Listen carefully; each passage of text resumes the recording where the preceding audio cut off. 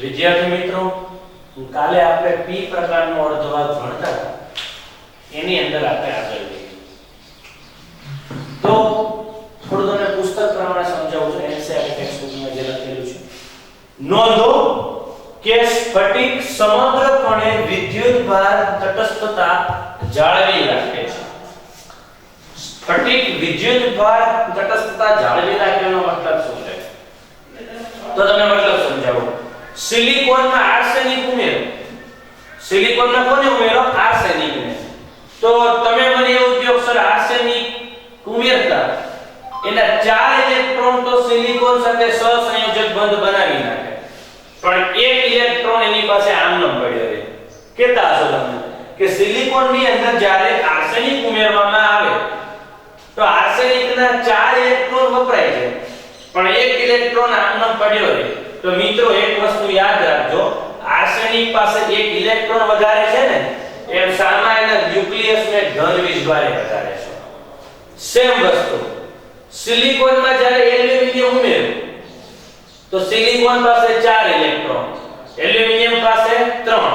તો સિલિકોન પાસે 4, એલ્યુમિનિયમ પાસે 3. તો એલ્યુમિનિયમના 3 ઇલેક્ટ્રોન સિલિકોન સાથે સહસંયોજક બંધ બનાવવામાં વપરાઈ જાય અને ચોથા સિલિકોન પરમાણુ સાથે જ્યારે બંધ બનાવવા જાય ત્યારે ખાલી ઉણપ આવે. એ ઉણપ છે પણ સામો એલ્યુમિનિયમની અંદર એક ઇલેક્ટ્રોન ઓછો છે ને, એ ન્યુક્લિયસમાં ધન વીજભાર પણ ઓછો છે. કેમ કે એલ્યુમિનિયમના પરમાણુ ક્રમાંક 13 છે, સિલિકોનનો કેટલો છે? 14 છે. તો સિલિકોન પાસે 4 છે, તો સામા ન્યુક્લિયસમાં ધન વીજભાર વધુ છે, અને એલ્યુમિનિયમ પાસે 3 છે. તો સિલિકોન કરતા પરમાણુ ક્રમાંક ઓછો છે ને, તો એક ધન વીજભાર ઓછો છે. તો નોંધો કે સ્ફટિક સમગ્રપણે વિદ્યુતભાર તટસ્થતા જાળવી રાખે. જેટલા ધન હોય ને એટલા જ એની અંદર ઋણ હોય. ભલે હોલમાં એક ઇલેક્ટ્રોન ઘટતો હોય, પણ સામા ચારે બાજુ સિલિકોન પરમાણુ નથી, એક એલ્યુમિનિયમ છે. અને એલ્યુમિનિયમ છે નો મતલબ એવો છે કે એક ધન વીજભાર એની અંદર ઓછો જ છે. અશુદ્ધ અર્ધવાહકમાં, અશુદ્ધ એટલે ગંદકી નહીં, નવો ઉમેરેલો. સિલિકોનની અંદર આર્સેનિક ઉમેરો, એલ્યુમિનિયમ ઉમેરો, આ બધું અશુદ્ધ જ છે. તો અશુદ્ધ અર્ધવાહકમાં મેજોરિટી વિદ્યુતભાર વાહકોની સંખ્યા પુષ્કળ પ્રમાણમાં હોવાથી ઉષ્મીય રીતે ઉત્પન્ન થયેલા માઇનોરિટી વિદ્યુતભાર વાહકો મેજોરિટી વિદ્યુતભાર વાહકો સાથે અથડાવાની શક્યતા વધુ હોય. તો પહેલી વસ્તુ કોને કહેવાય મેજોરિટી અને કોને કહેવાય માઇનોરિટી? તો તમને ખબર હોવી જોઈએ, જ્યારે સિલિકોનની અંદર આર્સેનિકને ઉમેરો, કોને ઉમેરો? સિલિકોનની અંદર આર્સેનિકને. ચારે બાજુ મારી પાસે સિલિકોન હોય, આ સિલિકોન સિલિકોન સિલિકોન, વચ્ચે જ્યારે આર્સેનિક ઉમેરો છું, આ ચારે બાજુ સિલિકોન જ છે. તો આ જે આર્સેનિક ઉમેરો એ અશુદ્ધિ કહેવાય. કોને અશુદ્ધિ કહેવાય? આર્સેનિકને. આ સિલિકોન છે એ ઓરિજિનલ સ્ફટિક છે. આ સિલિકોન પાસે કેટલા ઇલેક્ટ્રોન હોય? તો કે 4 બધા પાસે 4 ઇલેક્ટ્રોન હોય. સિલિકોન પાસે હંમેશા 4 જ ઇલેક્ટ્રોન હોય, પણ વાત હોય આર્સેનિક, એની પાસે હંમેશા કેટલા ઇલેક્ટ્રોન હોય? તો કે 5 ઇલેક્ટ્રોન હોય. કેટલા હોય એની પાસે ઇલેક્ટ્રોન? 5. તો આઈટમ જોઈ શકો, અહીંયા પણ સિલિકોન છે કેટલા હોય? તો કે 4. હવે આ આર્સેનિક છે ને, એની પાસે 5 ઇલેક્ટ્રોન છે. તો શું થાય ખબર છે? આ બધા સાથે એક ઇલેક્ટ્રોન સહસંયોજક બંધ બનાવવામાં વાપરે. આ વાપરી નાખે બધા સાથે એક ઇલેક્ટ્રોન. તો એક ઇલેક્ટ્રોન આમનો પડ્યો રહે એક ઇલેક્ટ્રોન આમનો. તો આને સહસંયોજક બંધમાં ભંગાણ થાય. અમંતર કયો? સહસંયોજક બંધમાં ભંગાણ થાય તો શું ઉત્પન્ન થાય? પહેલી વસ્તુ મને કહો, જ્યારે સહસંયોજક બંધમાં ભંગાણ થાય તો ઉત્પન્ન શું થાય? ઇલેક્ટ્રોન હોલ્સ કે બંને ઉષ્મીય રીતે ભંગાણ થવું, મીન્સ કે તાપમાન વધવું, એનર્જી મળવી, એનર્જી મળે અને સહસંયોજક બંધ તૂટે. તો જ્યાંથી નીકળે ને હોલ ઉત્પન્ન કરે, અને જ્યાં જાય ઇલેક્ટ્રોન. તો સહસંયોજક બંધમાં ભંગાણ થતા ઇલેક્ટ્રોન હોલનું જોડકું ઉત્પન્ન થાય. આ વાત હંમેશા યાદ રાખજો. તો નોંધો કે સ્ફટિક સમગ્રપણે વિદ્યુતભારની તટસ્થતા જાળવી રાખે. શું કામ તમને ખબર જ છે?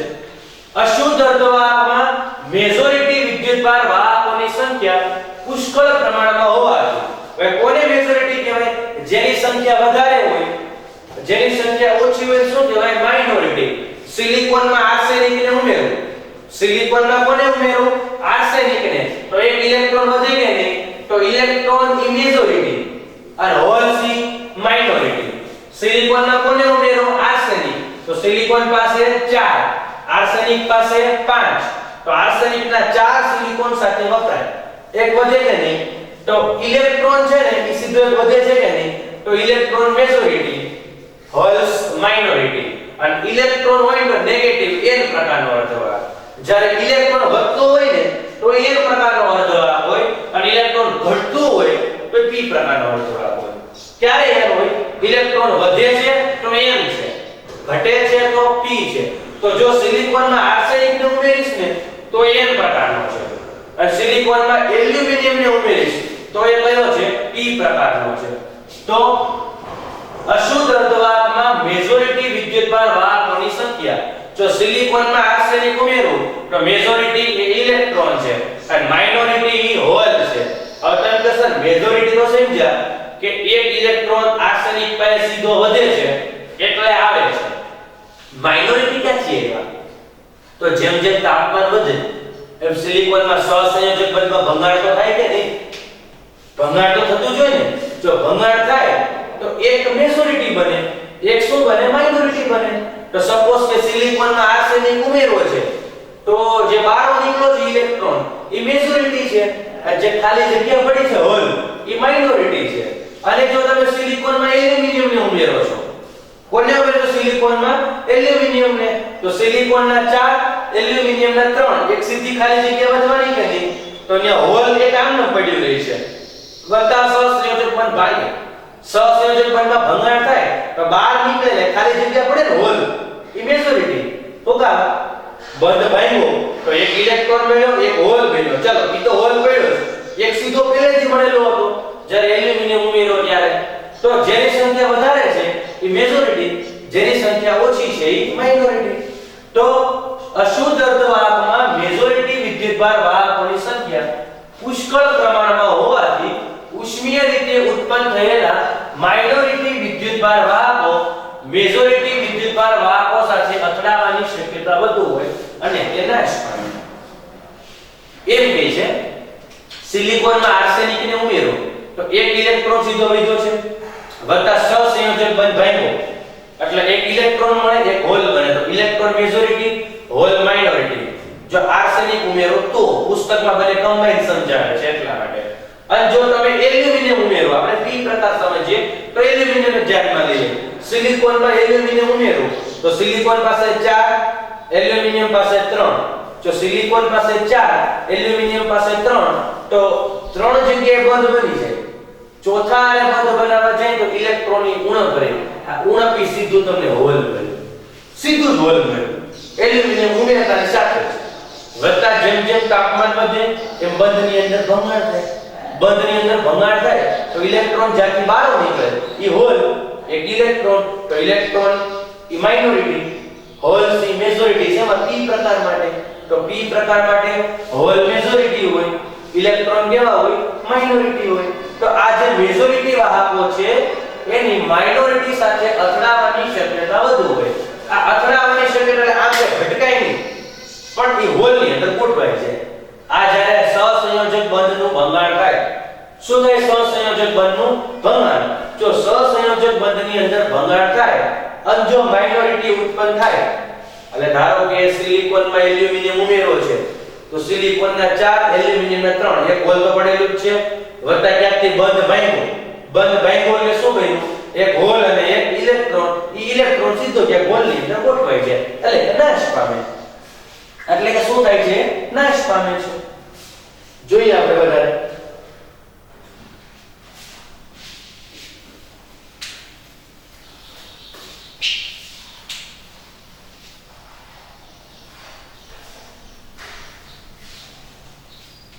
જોઈએ આ સિલિકોન છે ચારે બાજુ.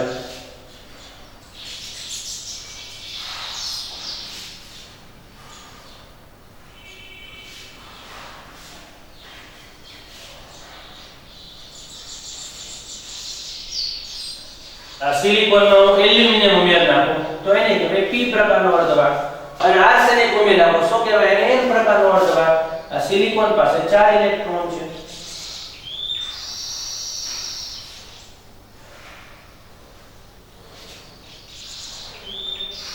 સિલિકોન પાસે 4 છે દરેક સિલિકોન પાસે 4 જ ઇલેક્ટ્રોન હોય છે વાત એલ્યુમિનિયમ એની પાસે કેટલા છે તો કે 3 છે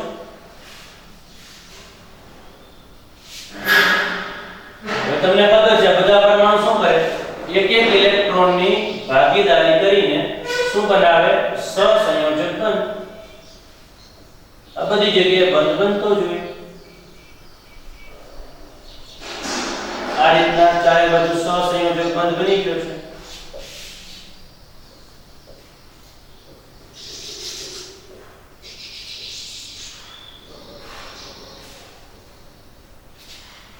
જો આ સિલિકોન છે એ ચારે સાથે બંધ બને દેખો એક આ પરમાણુ ઉપરનો પરમાણુ નીચે સે મારે ચારે જગ્યાએ બંધ બનેવો આને ચારે જગ્યાએ બંધ બનેવો આને ચારે જગ્યાએ બંધ બનેવો આને ચારે જગ્યાએ બંધ બનાવવો છે પણ ઇલેક્ટ્રોન નથી સિલિકોન પાસે તો છે અહીંયા જો આ સિલિકોન સાથે બંધ બનેવો આ સિલિકોન સાથે બનેવો ઉપરના સિલિકોન સાથે બનેવો પણ અહીંયા બંધ બનાવવા જાય તો સીધી એક ઉણપ રહે છે આ ઉણપને કહેવાય હોલ શું ઉણપને કહીએ છીએ આપણે હોલ એટલે એક હોલ તો સીધું જ મળ્યું આપણને સીધું હોલ આપણને બીજી વસ્તુ બંધની અંદર ક્યાંક ભંગાણ થાય સપોઝ કે અહીંયા ભંગાણ થયું આ ઇલેક્ટ્રોન બહાર આવી ગયો તો અહીંયા જે પડ્યું હોલ હવે જો અહીંયા કેટલા થઈ ગયા હોલ આને કહેવાય ઉષ્મીય રીતે સહસંયોજક બંધમાં ભંગાણ થાય અને મેજોરિટી અને માઇનોરિટી મળવા આપણે જે ભણ્યા ને ઉષ્મીય રીતે મેજોરિટી માઇનોરિટી ક્યાં રીતના મળે જેમ જેમ તાપમાન વધે એમ સહસંયોજક બંધમાં ભંગાણ થાય ત્યારે વચ્ચે ભંગાણ કરવું આ હોલ અહીંથી બહાર નીકળો આ ઇલેક્ટ્રોન જ્યાંથી બહાર નીકળે જ્યાંથી નીકળે ત્યાં હોલ કરે અને આવી ઇલેક્ટ્રોન તો જો કેટલા હોલ થઈ ગયા 1 2 અને 3 કેટલા હોલ થઈ ગયા 3 આ એક અહીંથી બહાર નીકળો ઈ હોલ એક અહીંથી બહાર નીકળો ઈ હોલ બે અને એક સીધું હોલ સીધું એટલે ક્યાંથી આવ્યું હતું સિલિકોનમાં એલ્યુમિનિયમ ઉમેરો ત્યારે ભાઈ કોણ છે મેજોરિટી આઇટમ લખી શકો મેજોરિટી કોણ છે તો કે હોલ માઇનોરિટી કોણ છે ઇલેક્ટ્રોન તો આ જે હોલ છે ને એ માઇનોરિટીને બહુ લાંબુ અસ્તિત્વ ન રહેવા દે કેમ કે અહીંથી જે ઇલેક્ટ્રોન તમને મળ્યા છે ને એ હોલની અંદર ક્યાંક ગોઠવાય છે આ જે તમને માઇનોરિટી મળ્યા છે એ સીધા ક્યાં ગોઠવાય છે હોલની અંદર ગોઠવાય છે એટલે એનો કઈ લાંબુ અસ્તિત્વ હોતું નથી આથી અશુદ્ધ પરમાણુ જે એક પ્રકારની મોટી સંખ્યામાં વિદ્યુતભાર વાહકો પ્રદાન કરે છે તે મેજોરિટી વિદ્યુતભાર વાહકો બને આથી આ અર્ધવાહક જે વધારે પ્રમાણમાં તમને જે તત્વ આપે છે વધારે પ્રમાણમાં તમને હોલ આપે છે યાદ રાખજો એલ્યુમિનિયમની સંખ્યા 1 ન હોય પુષ્કળ પ્રમાણમાં એલ્યુમિનિયમ ઉમેરેલા હોય તમને ખબર છે કે 1 મોલ સ્ફટિકમાં કેટલા પરમાણુ હોય 6.022 × 1023 પરમાણુ હોય એક મોલ ની અંદર ખાલી એટલે પરમાણુની સંખ્યા બહુ મોટી હોય એટલે કેટલા એલ્યુમિનિયમ હોય એક બે એલ્યુમિનિયમ ન હોય આથી અશુદ્ધિ પરમાણુ જેટલા એલ્યુમિનિયમ એટલા તમને હોલ સીધા મળે છે તો આથી અશુદ્ધ પરમાણુ જે એક પ્રકારની મોટી સંખ્યામાં વિદ્યુતભાર વાહકો પ્રદાન કરે એટલે અશુદ્ધ પરમાણુ જે તમને એક વિદ્યુતભાર વાહકો પ્રદાન કરે છે આ અશુદ્ધ અર્ધવાહક એટલે કે એલ્યુમિનિયમ સીધો શું આપણે પ્રદાન કરે છે તો કે હોલ અને જો આર્સેનિક ઉમેરવું હોય તો શું આપણને પ્રદાન કરે ઇલેક્ટ્રોન તો આ અશુદ્ધિ પરમાણુ એટલે એલ્યુમિનિયમ એક પ્રકારની મોટી સંખ્યામાં આ સીધું આપણને જે પ્રદાન કરે છે કઈ કીધા વગર સીધું જે પ્રદાન કરે છે તે મેજોરિટી વિદ્યુતભાર વાહકો બને એટલે એલ્યુમિનિયમ સીધું આપણને હોલ આપ્યું અને જો આર્સેનિક હોય તો સીધો શું આપણને આપે ઇલેક્ટ્રોન પ્રદાન કરે છે તે મેજોરિટી વિદ્યુતભાર વાહકો બને અને પરોક્ષ રીતે ઉષ્મીય રીતે પોતે પરોક્ષ એટલે કે સહસંયોજક બંધમાં ભંગાણ થાય ઉષ્મીય એટલે સહસંયોજક બંધમાં ભંગાણ થાય અને માઇનોરિટી વાહકોની સંખ્યા ઘટાડવામાં મદદ કરે આ જે હોલ છે આ હોલ શું કરે સહસંયોજક બંધની અંદર ભંગાણ થાય અને ભંગાણ થાય એટલે શું ઉત્પન્ન થવાનું એક મેજોરિટી ને એક શું ઉત્પન્ન થાય માઇનોરિટી તો એ જે માઇનોરિટી છે એને શું કરે કે હોલની અંદર પૂરી દે એ હોલમાં કે પૂર્ણ થઈ જાય. અર્ધવાહકમાં ઊર્જા પટની રચના ડોપિંગને કારણે બદલાય છે. ઊર્જા પટ એટલે કે નીચે વેલેન્સ પટ આવે, ઉપર કન્ડક્શન પટ આવે. તમને ખબર છે આને કહેવાય વેલેન્સ ઊર્જા સ્તર, આને કહેવાય વેલેન્સ ઊર્જા સ્તર, આને કહેવાય કન્ડક્શન બેન્ડ, આને કહેવાય કન્ડક્શન બેન્ડ, આને કહેવાય વેલેન્સ, આને કહેવાય કન્ડક્શન. જો તમે એર પ્રકારનો અર્ધવાહક ઉમેરો, આ છે સિલિકોનનો વેલેન્સ બેન્ડ, આ છે સિલિકોનનો વેલેન્સ બેન્ડ, કન્ડક્શન બેન્ડ તો બેનો કોમન જ હોય. આ સિલિકોનનો વેલેન્સ બેન્ડ, કન્ડક્શન બેન્ડ તો બેનો કોમન જ છે. જો તમે આર્સેનિક ઉમેરો છો ને તો એનો સંયોજકતા પટ અહીંયા હોય. જો તમે આર્સેનિક ઉમેરો તો ડોપિંગ, ડોનર અશુદ્ધિ, અને જો તમે એક્સેપ્ટર ઉમેરો તો અહીંયા હોય આ ઈ. આથી એવું કહે છે અર્ધવાહકમાં ઊર્જા પટની રચના ડોપિંગને કારણે બદલાય છે. એવું એટલા માટે કે જો તમે ડોનર અશુદ્ધિ ઉમેરો ને તો ઉપર હોય અને એક્સેપ્ટર ઉમેરો તો ક્યાં હોય? નીચે. એટલા માટે કે અર્ધવાહકના ઊર્જા પટની રચના ડોપિંગ, ડોપિંગ એટલે અશુદ્ધિ ઉમેરવી, એ ઘટનાને ડોપિંગ કહેવાય. તો ડોપિંગના કારણે બદલાય છે. અશુદ્ધ અર્ધવાહકમાં તમે ઉમેરેલ અશુદ્ધિ દાતા, દાતા એટલે કે આર્સેનિક જે દાન કરતો હોય ઇલેક્ટ્રોનનું, ઇલેક્ટ્રોન વધતો હોય તો દાતા કે સ્વીકારનાર એટલે કે ડોનર ના વધારાના ઊર્જા સ્તરો પણ હાજર હોય. શુદ્ધ સિલિકોન હોય ને, શુદ્ધ સિલિકોન તો ખાલી આ વેલેન્સ બેન્ડ, આ કન્ડક્શન બેન્ડ ને વચ્ચે જગ્યાએ ફોરબિડન ગેપ એટલું જ આવે શુદ્ધ સિલિકોન હોય તો. પણ જો તમે અશુદ્ધિ ઉમેરી છે તો દાતા અથવા એક્સેપ્ટર એના પણ ઊર્જા સ્તરો હાજર હોય છે. એટલે અર્ધવાહક ઊર્જા પટની રચના ડોપિંગને કારણે બદલાય છે. અને તમે ઉમેરેલ અશુદ્ધિ, તમે જે બહારથી પરમાણુ લાવ્યા છો તે દાતા છે કે સ્વીકારનાર, દાતા એટલે ઇલેક્ટ્રોનનું દાન કરતો હોય અને સ્વીકારનાર એટલે ઇલેક્ટ્રોન એક્સેપ્ટ કરતો હોય, માંગતો હોય. જો એલ્યુમિનિયમ છે તો એક્સેપ્ટર છે, આર્સેનિક કોઈ દાતા હોય એના વધારાના ઊર્જા સ્તરો પણ હાજર હોય છે.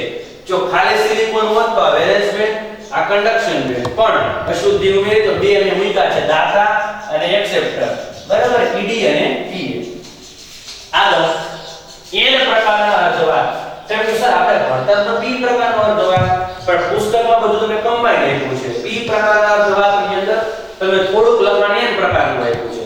તો ઈ તમારે પછી કઈ પી પ્રકારમાં લખવાની જરૂર નથી. તમે સીધું ઈ ક્યાં લખવાનું થાય? એન પ્રકારમાં લખવાનું આવે. પણ હું તમને એનસીઆર અને ટેક્સ્ટ બુક પ્રમાણે સમજાવું છું. એન પ્રકારના અર્ધવાહકમાં દાતા પરમાણુનું ઊર્જા સ્તર કન્ડક્શન બેન્ડના તળિયાના સ્તરથી થોડુંક નીચે હોય. જો દાતા પરમાણુ હોય તો કન્ડક્શન બેન્ડના તળિયાથી સહેજ નીચે હોય અને એક્સેપ્ટર પરમાણુ હોય તો વેલેન્સ બેન્ડના ઉપરના સ્તરથી સહેજ ઉપર હોય. યાદ રાખવાનું, એક્સેપ્ટર છે સ્વીકારનાર તો વેલેન્સ બેન્ડની ઉપર, અને જો દાતા હોય તો કન્ડક્શન બેન્ડની નીચે. એન પ્રકારના અર્ધવાહકમાં દાતા પરમાણુનું ઊર્જા સ્તર કન્ડક્શન બેન્ડના તળિયાના સ્તરથી થોડું નીચે હોય અને આ સ્તર કન્ડક્શન બેન્ડની નજીક હોવાથી બહુ ઓછી ઊર્જા આપતા તે કન્ડક્શન બેન્ડમાં છે. તમે જોઈ શકો છો અહીંયા આ વેલેન્સ બેન્ડ, આ કન્ડક્શન બેન્ડ અને ડોનર પરમાણુનો પટ, સંયોજકતા પટ. એક્સેપ્ટર ઘડીવાર પૂરતું કાઢી નાખું, એ લખી રાખું છું 4n પરમાણુ. 4n પરમાણુ એટલે આપણે n પરમાણુની વાત કરીએ છીએ, એક પરમાણુની વાત નથી કરતા. એકની પાસે 4 એવા n પરમાણુનો વેલેન્સ બેન્ડ. અહીંયા 4n પરમાણુનો શું છે? Conduction band. હવે પહેલી વસ્તુ, તમારે ઇલેક્ટ્રોનની સંખ્યા ગમે એટલી લઈ શકો, ખાલી 4 લેવી જરૂરી નથી. અહીં ધારો કે ઇલેક્ટ્રોનની સંખ્યા આ રીતે મૂકી દઉં છું 1 2 3 4 5 6 7 8 9 10 11 12 ઘણા બધા ઇલેક્ટ્રોન મૂકી દઉં છું, બરાબર. કોઈ અસર શું કામ એટલા બધા ઇલેક્ટ્રોન મૂક્યા? 4 જ ન હોય એવું જરૂરી નથી. આપણે n પરમાણુની વાત કરીએ છીએ, આપણે n પરમાણુની વાત કરીએ છીએ એટલે કેટલા બધા ઇલેક્ટ્રોન મેં અહીંયા મૂકી દીધા. આગળ હવે વાત કરું છું અહીંયા n પ્રકારનો અર્ધવાહક. આપણે વાત કરતા હતા p પ્રકારનો, એમાં સીધો કયો આવી ગયો? n પ્રકારનો. સાથે બની કમ્બાઈન સમજાવતા જાય છે. તો ઘડી પાછો આપણે n પ્રકાર ઉપર જઈએ. તો તમને ખબર છે જો n પ્રકારનો અર્ધવાહક હોય તો એમાં કઈ અશુદ્ધિ હોય? ડોનર, દાતા. અને ડોનર હોય તો એનો ક્યાં હોય? Valence band. તો કંડક્શન બેન્ડની એક્ઝેક્ટ નીચે, આ કંડક્શન બેન્ડની એક્ઝેક્ટ નીચે આ કંડક્શન બેન્ડ એનો કોનો આર્સેનિકનો દાતા પરમાણુનો, આર્સેનિક પરમાણુનો કંડક્શન બેન્ડ દાતાનો. હવે તમને ખબર ન હોય તો કહી દઉં, ઇલેક્ટ્રોનને અહીંયાથી લઈને અહીંયા જવા માટે ખાલી 0.05 eV ની ઊર્જા જોઈએ. ખાલી કેટલી ઊર્જા જોઈએ એને? 0.05 eV ની. જો ઇલેક્ટ્રોનને અહીંયાથી અહીંયા જવું હોય ને તો ખાલી 0.05 eV ની ઊર્જા જોઈએ. આથી થોડી કમથી ઊર્જા મળતા આ સીધા ઉપર વયા જાય. આ સીધા ક્યાં વયા જાય? ઉપર. તો આ બધા ઇલેક્ટ્રોન થોડી ઊર્જા મેળવતા ઉપર વયા જાય. તો અહીંયા પડી જશે હોલ. સોરી, અહીંયા ક્યાં પડશે? હોલ. આ સીધા જ વધેલા છે, અહીંયા હોલ નહીં પડે, કેમ કે આ કે સહસંયોજક બંધનો ઇલેક્ટ્રોન છે. આ કઈ સહસંયોજક બંધ ઇલેક્ટ્રોન તો છે જ નહીં, એ સીધો જ વધેલો ઇલેક્ટ્રોન છે. એટલે સીધા બધા ઉપર વયા ગયા. હવે એ કેમ ના ઉપર? આ ડોટેડ લાઈન ખાલી કરું છું. ઘણા બધા ઇલેક્ટ્રોન છે આ રીતના. આ અશુદ્ધિ પરમાણુનો વેલેન્સ બેન્ડ. તો આ સિલિકોનનો વેલેન્સ બેન્ડ, સિલિકોનનો કંડક્શન બેન્ડ અને ડોપિંગ પરમાણુ. ડોપિંગ એટલે આર્સેનિક. એન પ્રકારમાં જે તમે સિલિકોનની અંદર આર્સેનિક ઉમેરો છે એનો આ વેલેન્સ બેન્ડ છે. હવે તમે જો 0.05 eV ની ઊર્જા મળી એટલે બધા ક્યાં વહી ગયા? કંડક્શન બેન્ડમાં વહી ગયા. કંડક્શનમાં તો બધા ઇલેક્ટ્રોન કંડક્શનમાં વહી ગયા. હવે ઓરડાના તાપમાને બધા વેલેન્સ બેન્ડના ઉપર ન જાય, એકાદ બે ઉપર જાય. તો આ હોલ ઈ બેન જવા દો અહીંયા ઉપર. તો જો જ્યારે ઓરડાનું તાપમાન થાય, કોનું તાપમાન થાય? ઓરડાનું, ત્યારે અશુદ્ધિ પરમાણુના બધા કંડક્શનમાં વહી ગયા છે, કેમ કે 0.05 eV ની ઊર્જા જ જોઈએ. પણ વેલેન્સ બેન્ડના બધા ગયા નથી, કેમ કે ઓરડા તાપમાન કે બધા બંધ ભાંગી ન જાય. વેલેન્સ બેન્ડમાંથી ત્યારે ઉપર જાય કે જ્યારે સહસંયોજક બંધની અંદર ભંગાણ થાય. તો કે ઓરડા તાપમાને બધા બંધો ભાંગી ન જવાના, તો બધા કઈ વેલેન્સ બેન્ડમાંથી જવાના છે નહીં. તો એક વસ્તુ યાદ રાખો, ઓરડાના તાપમાને n પ્રકારના અર્ધવાહકમાં કંડક્શન બેન્ડમાં ઇલેક્ટ્રોન મોટા ભાગે કોના છે? સિલિકોનના છે કે આર્સેનિકના? તમે કહો આર્સેનિકના, કેમ કે એને 0.05 eV ની ઊર્જા આપતા કંડક્શન બેન્ડમાં વયો છે, એટલે કે અસ્તવ્યસ્ત ગતિ ચાલુ કરી દે. તો n પ્રકારના અર્ધવાહકમાં દાતા પરમાણુનું ઊર્જા સ્તર કંડક્શન બેન્ડના તળિયાના સ્તરથી થોડું નીચે હોય. n પ્રકારના અર્ધવાહકમાં દાતા પરમાણુનું ઊર્જા સ્તર કંડક્શનની સહેજ નીચે હોય. આ દાતા પરમાણુ કંડક્શનની સહેજ નીચે છે અને કંડક્શન બેન્ડની નજીક હોય. તમને ખબર પડે કંડક્શન બેન્ડની નજીક હોય તો અહીંયાથી લઈને અહીંયા જવા માટે વધારે ઊર્જા જોઈએ, પણ અહીંયાથી લઈને અહીંયા જવા માટે કેવી ઊર્જા જોઈએ? તો કે ઓછી. અને કંડક્શન બેન્ડની નજીક હોવાથી બહુ ઓછી ઊર્જા આપતા એ કંડક્શન બેન્ડમાં વયા જાય. આગળ ઓરડાના તાપમાને મોટા ભાગના પરમાણુ આયનીકૃત થાય, પરંતુ સિલિકોનના બહુ ઓછા પરમાણુ આયનીકૃત થાય, જે તમને આકૃતિમાં બતાવ્યું છે. તમે યાદ રાખો, આ ઓરડાના તાપમાનની વાત છે. તો ઓરડાના તાપમાન જે ડોપિંગ છે ને, આ ડોપિંગ અશુદ્ધિ, જો એના બધા પરમાણુ ઉપર વયા ગયા બધા ઉપર, તો એ બધા આયનીકૃત થઈ ગયા છે, પણ આના ખાલી બે ઇલેક્ટ્રોન ગયા છે. તો ઓરડાના તાપમાને ડોનર પરમાણુના બધા ઇલેક્ટ્રોન ઉપર વયા છે, પણ જ્યારે સિલિકોનના બધા જાતા નથી. એટલા માટે બધા નથી જાતા કે વધારે ઊર્જા જોઈએ. આને તો 0.05 eV ની ઊર્જા મળે તો ઉપર વયા છે. તો ઓરડાના તાપમાને મોટા ભાગના ડોનર પરમાણુ, ડોનર એટલે કે જે અશુદ્ધિ તમે ઉમેરી છે ઈડી, જે કંડક્શન બેન્ડની નીચે છે આર્સેનિક, એના બધા પરમાણુ આયનીકૃત થઈ જાય, પરંતુ સિલિકોનના બહુ ઓછા પરમાણુ આયનીકૃત થાય, જે તમને આખો દર્શાવ્યું છે. ફરી પાછું કોના માટે આવી ગયું? p પ્રકાર માટે. પહેલા n માટે હતો, ફરી પાછું કોના માટે આવી ગયું? p પ્રકાર માટે. હવે p પ્રકારના અર્ધવાહક માટે એક્સેપ્ટર અશુદ્ધિનું ઊર્જા સ્તર વેલેન્સ બેન્ડની ઊર્જા સ્તરની ઉપરની ટોચની થોડું નજીક હોય, જે તમને આકૃતિમાં બતાવ્યું છે. હવે આ આપણે વાત કરી હતી n પ્રકાર માટે, હવે આપણે વાત કરીએ છીએ p પ્રકાર માટે. જો તમે p પ્રકારની વાત કરતા હો ને, તો એક વસ્તુ તમારે યાદ રાખવાની, એનું જે ઊર્જા સ્તર છે એ વેલેન્સ બેન્ડની ટોચની થોડું અમથું ઉપર હોય. આ બતાવ્યો છે p પ્રકારનો અર્ધવાહક છે. આ વેલેન્સ ઊર્જા સ્તર આ વેલેન્સ ઊર્જા સ્તર, આ છે કંડક્શન ઊર્જા સ્તર, આ કંડક્શન બેન્ડ. શુદ્ધ સિલિકોન હોય તો એટલું જ આવે. આ 4n પરમાણુની વાત છે, એટલે કે ઇલેક્ટ્રોનની સંખ્યા આપણે ગમે એટલી મૂકશું. આપણે એક પરમાણુની વાત નથી કરતા, આપણે n પરમાણુની વાત કરીએ છીએ. આ વેલેન્સ બેન્ડ, આ કંડક્શન બેન્ડ ને એક્સેપ્ટર અશુદ્ધિ, આ EV, આ એક્સેપ્ટર અશુદ્ધિ જો અહીં બતાવી છે. આ એક્સેપ્ટર અશુદ્ધિનું ઊર્જા સ્તર 1Z ઉપર છે. તો તેવી જ રીતે એક્સેપ્ટર કોને કહેવાય? ટ્રાઇવેલેન્ટ અશુદ્ધિ. ડોનર કોને કહેવાય? પેન્ટાવેલેન્ટ.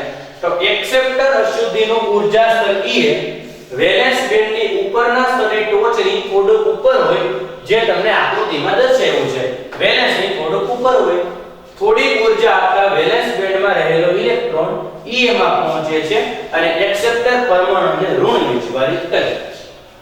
જોઈએ આપણે એ સૌથી પહેલા તમને ઇલેક્ટ્રોન બતાવી દઉં. આ વેલેન્સ બેન્ડ, આ કોનો વેલેન્સ બેન્ડ? સિલિકોનનો. આ છે સિલિકોનનો વેલેન્સ બેન્ડ છે. 0 કેલ્વિન તાપમાને આ સ્થિતિ છે. અહીંયા બધા હોલ છે, આ બધા હોલ છે. આ છે કંડક્શન બેન્ડ છે. શું છે આ? Conduction band. તો આગળ આપણે જોવા જઈએ તો સૌથી પહેલા તાપમાન વધે. આ સિલિકોનનો વેલેન્સ બેન્ડ. કોઈ કે સર આટલા બધા ઇલેક્ટ્રોન શું કામ દોર્યા? આપણે n પરમાણુની વાત છે. તો થોડી કમથી ઊર્જા મળે એટલે સૌથી પહેલા ઇલેક્ટ્રોન એ કંડક્શન બેન્ડમાં જાય કે હોલને પૂરે? કેમ કે હોલને પૂરે. હોલને જ પૂરે ને, તો કહી શકાય આ બધા પરમાણુ ઇલેક્ટ્રોન આની અંદર ગોઠવાઈ જાય અને આની અંદર જેવા ગોઠવાય એટલે અહીંયા હોલ ઉત્પન્ન કરે. તો આ બધા ઇલેક્ટ્રોન અહીંયા ગોઠવાય છે, એલ્યુમિનિયમના હોલને પૂરે. અને અહીંયા બધા ઇલેક્ટ્રોન આવે. જો આ એક્સેપ્ટર અશુદ્ધિનું વેલેન્સ સ્તર એની અંદર બધા ઇલેક્ટ્રોન આવે તો અહીંયા શું ઉત્પન્ન કરે? હોલ. ઈ બધા અહીંયા હોલના સ્વરૂપમાં આવી જાય. આ બધા અહીંયા હોલ આવી ગયા અને એકાદ ઇલેક્ટ્રોન અહીંયા પહોંચે કદાચ, પછી આ ઇલેક્ટ્રોન પાછો અહીંથી અહીંયા છે. તો સૌથી પહેલા તો કોઈ ઇલેક્ટ્રોન ઉપર ન જાય. સૌથી પહેલા ક્યાં જવાનું? એક્સેપ્ટર ની અંદર જવાનું. ક્યાં જવાનું? એક્સેપ્ટર. અને જો અહીંયાથી લઈને ઉપર જાય તો અહીંયા શું પાછા પડવાના? હોલ પડવાના.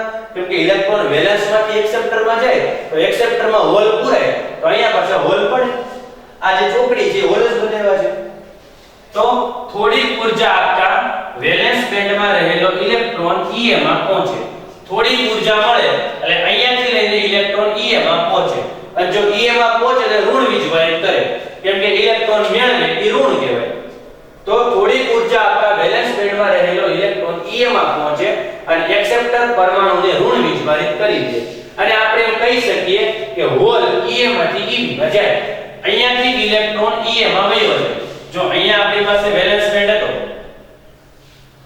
અહીંયા આપણી પાસે વેલેન્સ બેન્ડ હતો, અહીંયા આપણી પાસે એક્સેપ્ટર પરમાણુનો વેલેન્સ બેન્ડ હતો, અહીંયા આપણી પાસે ઇલેક્ટ્રોન હતા નકરા, અને અહીંયા આપણી પાસે હોલ હતા. આ E ની વાત છે. હવે તમને ખબર પડે કે એક્સેપ્ટર પરમાણુનો ક્યાં હોય વેલેન્સ બેન્ડ? વેલેન્સ ની સહેજ તો ઉપર હોય. તો તમે કહી શકો આ જ્યારે અહીંયા જાય આ બધા ઇલેક્ટ્રોન તો તમને ખબર છે અહીંયા હોલ પડે અને આ બધા હોલ પૂરાઈ જાય. આ બધા જે તમને હોલ મળ્યા છે આ બધા હોલ તમારા પૂરાઈ જશે અને આ બધા તમારા હોલ પૂરાઈ જાય તો ઇલેક્ટ્રોન આવ્યા ક્યાંથી? નીચેથી જ ને. તો અહીંયા બધા પાછા હોલ પડી દે. આવી ગયા હોલ. તો કહી શકાય કે થોડી ઊર્જા આપતા વેલેન્સ બેન્ડમાં રહેલા ઇલેક્ટ્રોન E માં પહોંચે. વેલેન્સ બેન્ડના ઇલેક્ટ્રોન E માં પહોંચે અને આ ઇલેક્ટ્રોન મેળવે તે કેવા બને? ઋણ વીજભારિત બને. અને આપણે એમ કહી શકીએ કે હોલ E માંથી EV માં જાય અને આ જે અહીંના જે હોલ હતા ઈ પાછા નીચે વયા ગયા. કેમ કે ઇલેક્ટ્રોન આવ્યા તો વેલેન્સ બેન્ડમાંથી જ ને. વેલેન્સ બેન્ડમાંથી ઇલેક્ટ્રોન E માં આવ્યા તો E ના પાછા હોલ ક્યાં વયા ગયા? EV માં વયા ગયા. કેમ કે જ્યાંથી નીકળે ત્યાં હોલ પાડે તો અહીંયા હોલ પાડે ઉપર જાય. તો જો અહીં ઇલેક્ટ્રોન હોલ પાડી અહીંયા ગયો, આ હોલ પડે અહીંયા ગયો, આ હોલ પડે અહીંયા ગયો. આમ B પ્રકારના